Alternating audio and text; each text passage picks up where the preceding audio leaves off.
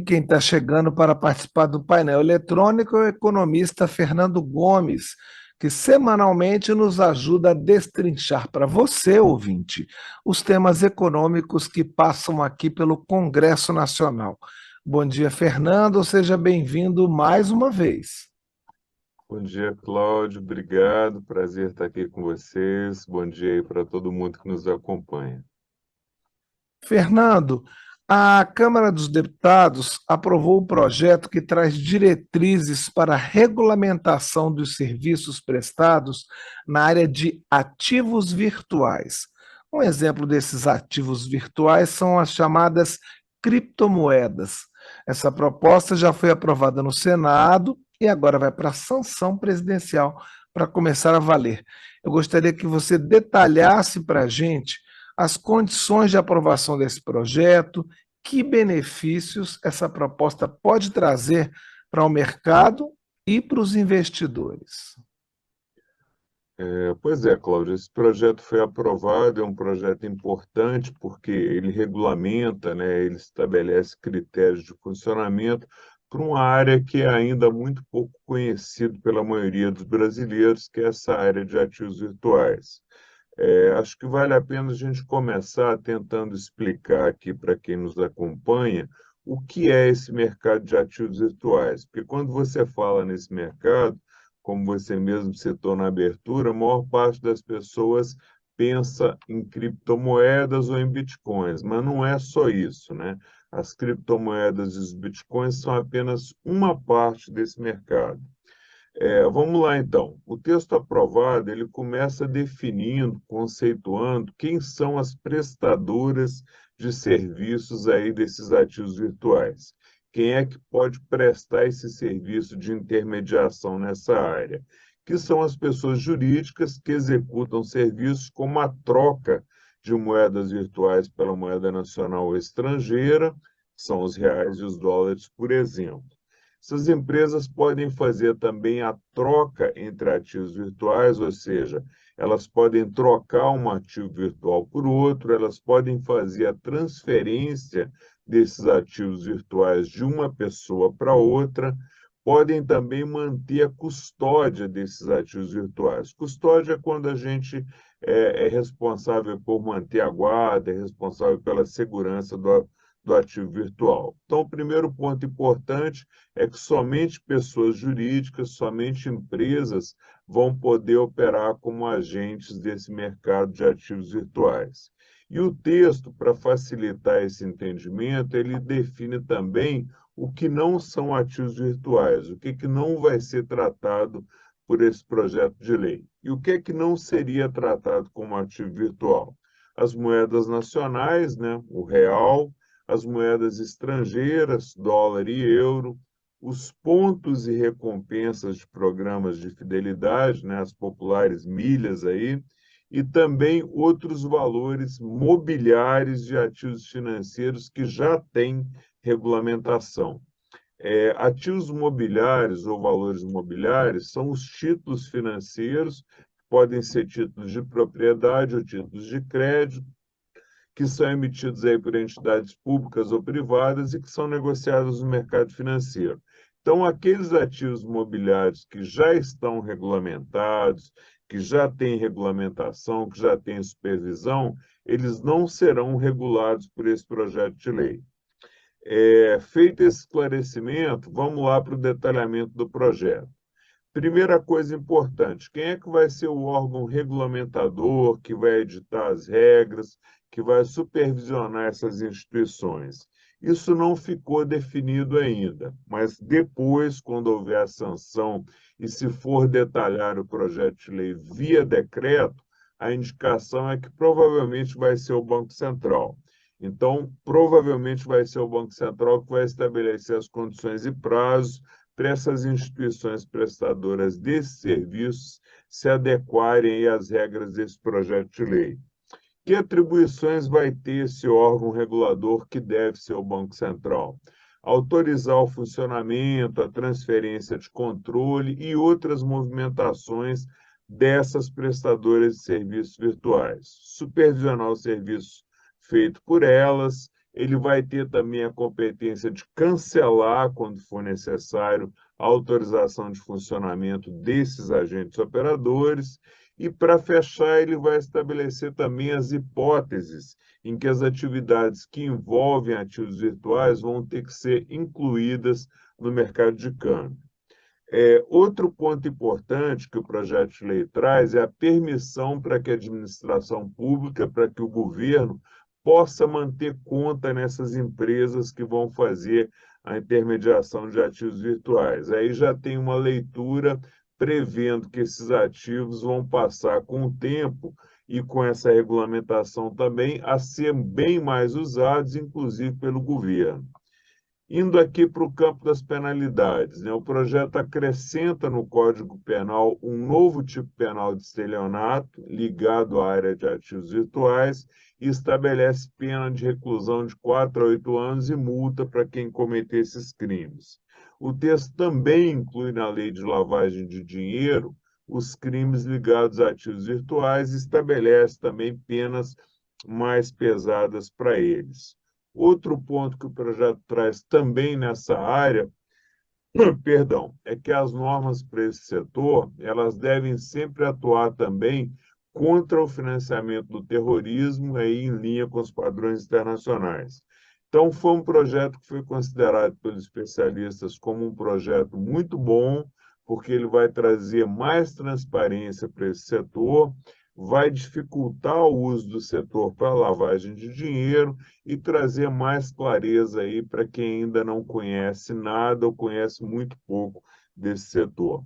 Então, esses foram os principais pontos, Cláudio. Como a gente disse no início, né, o projeto ainda precisa ser sancionado pelo presidente da República para começar a valer e ainda deve ter um decreto do Executivo que vai detalhar melhor o projeto e vai definir também quem vai ser o órgão regulador, mas a tendência é que seja realmente o Banco Central.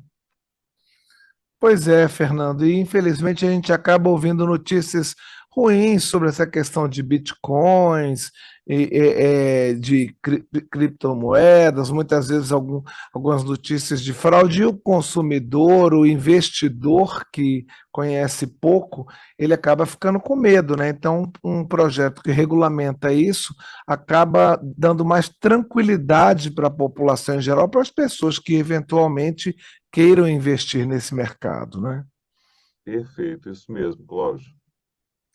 Pois é, e nós estamos acompanhando com você aqui, temos acompanhado aqui no Economia Direta com você, Fernando, a chamada PEC da transição. E ontem essa proposta começou o caminho dela no Senado. Já houve modificações em relação ao texto da minuta apresentado pela equipe de transição. Eu gostaria que você explicasse para a gente, Fernando, o que foi que mudou e quais serão os próximos passos. Pois é, Cláudio, a PEC foi aprovada ontem, né, na CCJ do Senado. A CCJ ela avalia se não há nenhuma inconstitucionalidade, nenhum problema jurídico na PEC, mas ela também já vai moldando, já vai trabalhando aí de alguma forma os números e as condições da PEC. Quais foram as condições aprovadas ontem na CCJ do Senado? Primeira que a gente já comentou aqui em outros programas é a mudança do prazo, que já era esperado, né? Você vai retirar esses valores do teto não mais por 4 anos, nem de forma definitiva, mas somente por 2 anos. Aí vem a segunda mudança importante. Ao invés de retirar o Auxílio Brasil ou Bolsa Família do teto de gastos, o relator propôs que o teto de gastos seja ampliado, só que em um valor menor que o total gasto com o Auxílio Brasil. Então, o aumento do teto de gastos proposto pelo relator seria de 145 bilhões de reais. O que isso quer dizer na prática? Que se cria um novo limite do teto, autorizado pela PEC, com mais 145 bilhões, além do que já tem previsto hoje. O que muda com essa aprovação? É que o valor do Auxílio Brasil de R$ 600, mais os R$ 150 por família com filhos de até 6 anos, passa a ficar dentro desse novo teto e não fora do teto, pelo prazo aí de 2 anos. Outro ponto importante, que aí não foi modificado em relação à proposta original, é que o relator manteve no texto a proposta de retirar do teto de gastos até 6,5% das receitas extraordinárias do governo, que são aquelas receitas que não estavam previstas no orçamento. Aí, observado aquele limite de 23 bilhões de reais para os investimentos prioritários do governo. Esse valor, então, para investimentos fica fora do teto de gastos. Então, o impacto da PEC ele passa a ser menor, ele passa a ser de 168 bilhões e não os 198 bilhões que tinham sido apresentados originalmente. Esses 168 bilhões correspondem à ampliação do teto, em 145 bilhões, e mais esses 23 bilhões de reais para investimentos que ficam fora do teto. Efeito prático dessas medidas para o orçamento é o seguinte: essas medidas abrem um espaço no orçamento, dentro do teto de gastos, 75 bilhões que o governo pode usar aí para recompor itens como o orçamento do Minha Casa Minha Vida, o Farmácia Popular, outras ações na área de saúde, a recomposição do orçamento do DENIT e até para tentar garantir aí o aumento real do salário mínimo. Aqui é importante a gente destacar o seguinte: o governo queria colocar os 175 bilhões do Bolsa Família fora do teto para ter um espaço orçamentário de 105 bilhões para poder usar. Da forma que foi aprovado na CCJ, se for mantida assim, como você aumentou o limite do teto de gastos em 145 bilhões e não em 175, o espaço orçamentário aberto para o governo dentro do teto passa a ser de 75 bilhões e não mais de 105. Há uma redução aí de 30 bilhões na quantidade de recursos que ficam abertos para o governo no orçamento.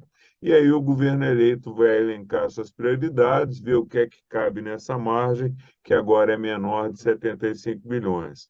Outro ponto importante que a PEC propõe é que o presidente da República deve encaminhar ao Congresso Nacional, até agosto do ano que vem, um projeto de lei complementar com um novo regime fiscal para garantir a estabilidade econômica do país.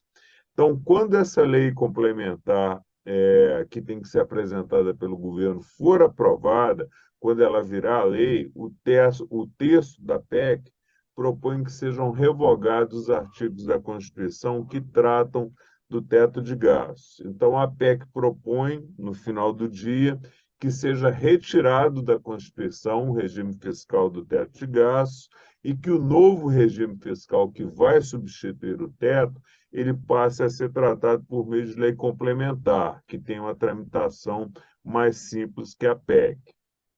Outro ponto importante da PEC, da proposta também que foi aprovada ontem, esses 23 bilhões de investimentos que foram mantidos fora do teto de gastos, pelo texto aprovado, eles entrariam no orçamento de 2023, mas eles entram também no orçamento desse ano. Então, esse ponto vai ajudar o governo atual, porque ele vai poder contar com esse valor nesse ano ainda, e esses recursos podem ser usados aí para cumprir compromissos que estão pendentes de pagamento nesse final de ano. Então, esses foram os principais pontos da PEC, Cláudio. Mudou realmente muita coisa. Ela deve ser votada no plenário do Senado hoje, e lá essa versão que a gente comentou também, ela ainda pode sofrer modificações, né? Lembrando que lá no Senado tem que ser aprovado em duas votações, com quórum de 3/5 dos senadores. E aí, depois de aprovado lá, vem aqui para a Câmara. Então, esse era o quadro que a gente tinha ontem à noite, mas hoje pode ser que logo no início do dia já tenha aí alguma mudança. E até o momento é isso que a gente tem aí sobre a PEC de transição. Ok, Fernanda, a gente continua acompanhando esse assunto nas próximas edições do Economia Direta. Muito obrigado pela sua participação mais uma vez aqui no painel eletrônico e uma boa semana de trabalho para você. Obrigado, Cláudio. Eu que agradeço. Abraço para você, um abraço para todo mundo. Ótimo dia.